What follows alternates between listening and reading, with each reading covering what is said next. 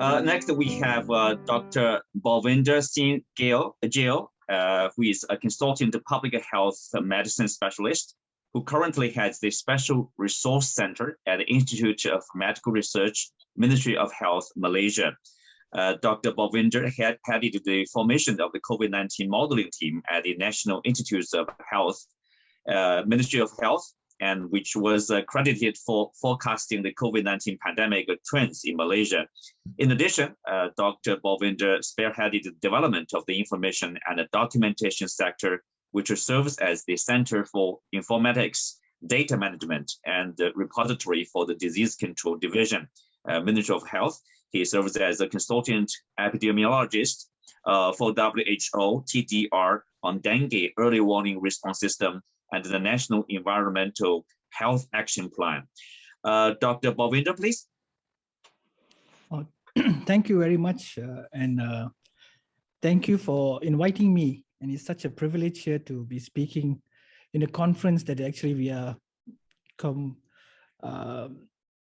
commemorating Dr. Wu Lieh-Teh. He's such a distinguished individual, and I don't think whatever we can actually say today would be able to describe such a great person. However, before I start, I wish to acknowledge His Excellency Khairi Jamaluddin, Minister of Health Malaysia, His Excellency Ouyang Eugene, Ambassador to the People's Republic of China, Prof. Dr. Wong Chen, President of the Chinese Academy of Medical Sciences, and Mr. Ko King Ki for inviting me for this talk. My presentation actually will be basically giving some introduction to his time in IMR. It was a short stint, but actually it gave a lasting impression. And how did we use what he has taught us in public health?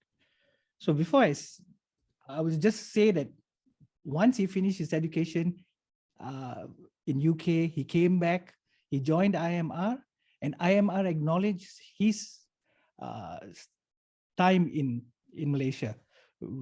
Why? Because we do have a gallery, a museum, which actually commemorates his time there.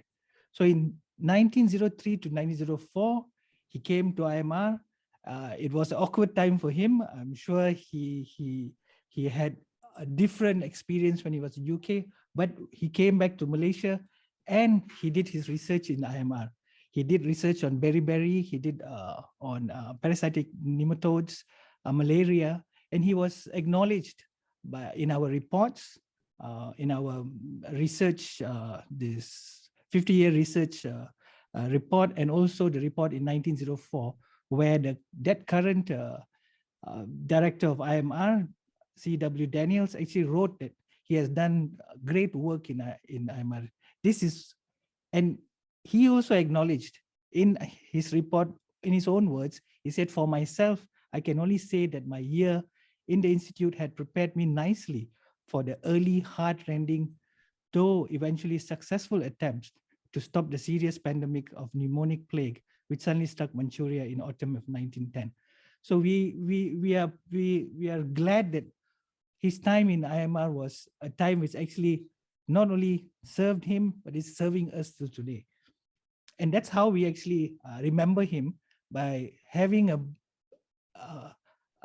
special place in the museum. We actually had our biomedical museum in IMR, which was opened in 4 June in 1983 by the then Honorable Minister of Health Malaysia. This is the plaque. His daughter, Dr. Wu Lieh-Teh, was also present during the opening ceremony. This is the current main building of the museum. This was when during the inauguration, and also here we actually received an album of photographs from his daughter, which actually is our highlight of the display in IMR. So this was how the display was. It was black and white because in those days this was some time back.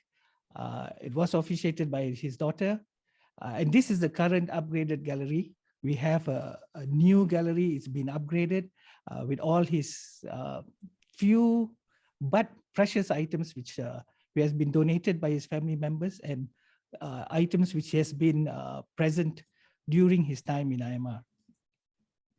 This is the renovated and upgraded parts of the gallery compared to the one earlier, and we are still making it. We are actually giving more expansion to the IMR gallery, especially for Dr. Wu Lieh-Teh.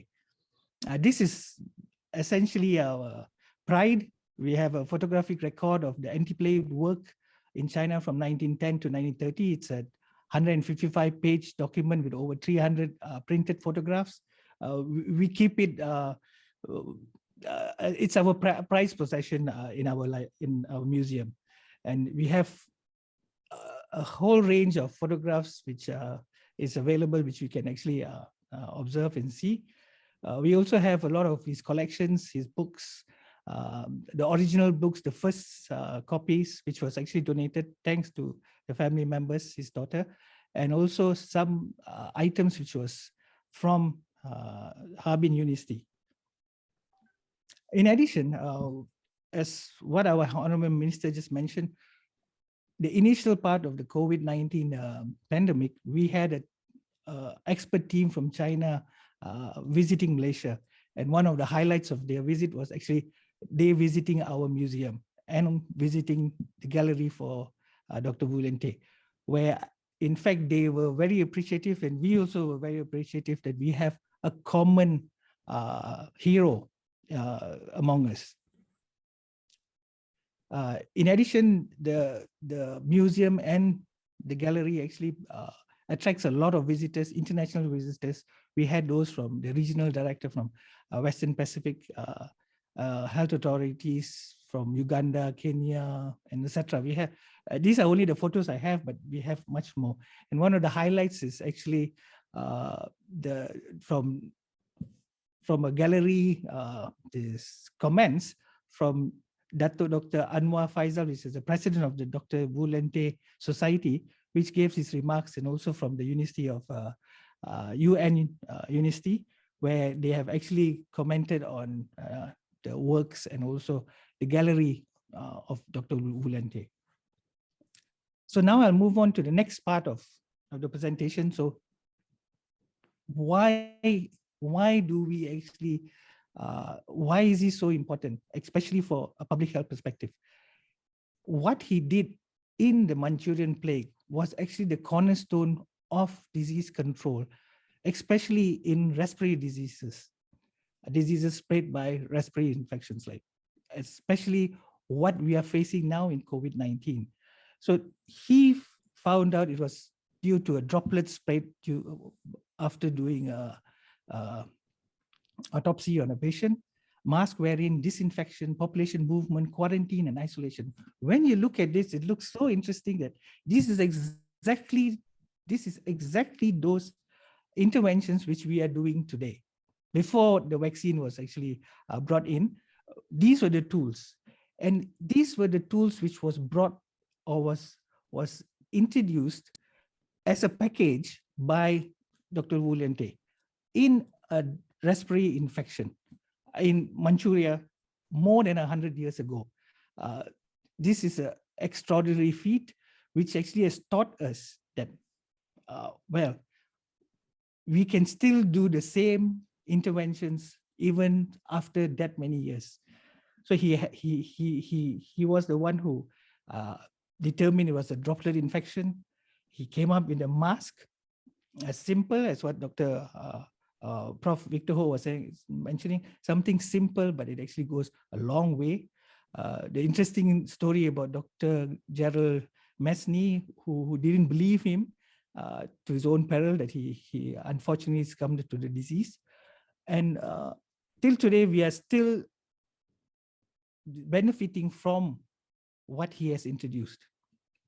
In addition, disinfection.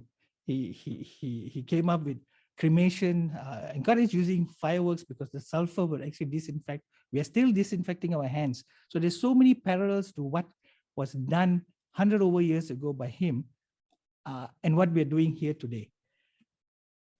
isolation, population movement restrictions. We had the MCOs, different MCOs, which was also conducted to prevent individuals from moving. And there was also quarantine and isolation measures, which was instituted. And these are actually evidences of his work in Manchuria. And how does that actually come to what we are doing today, and how does modeling, I was trying to fit what this modeling actually has to do with what Dr. Wu Lieh-Teh. It has got everything to do with what Dr. Wu Lieh-Teh did. If you look at the modeling which we do, we introduce parameters which essentially are those interventions: population movement, isolation, quarantine, what's the proportion of those actually get infected, the susceptibility, and all those values are actually added on into a model. So that's how actually we created these models. And this is a model which we created for the fourth wave. We predicted the fourth wave based on population movements, because we saw there was an increase of population movement, which in turn would increase infection. And these are actually interventions which was spearheaded by Dr. Wu Lieh-Teh. And these are the criteria which is added into these models. So we started off with time series models where we use data from past data.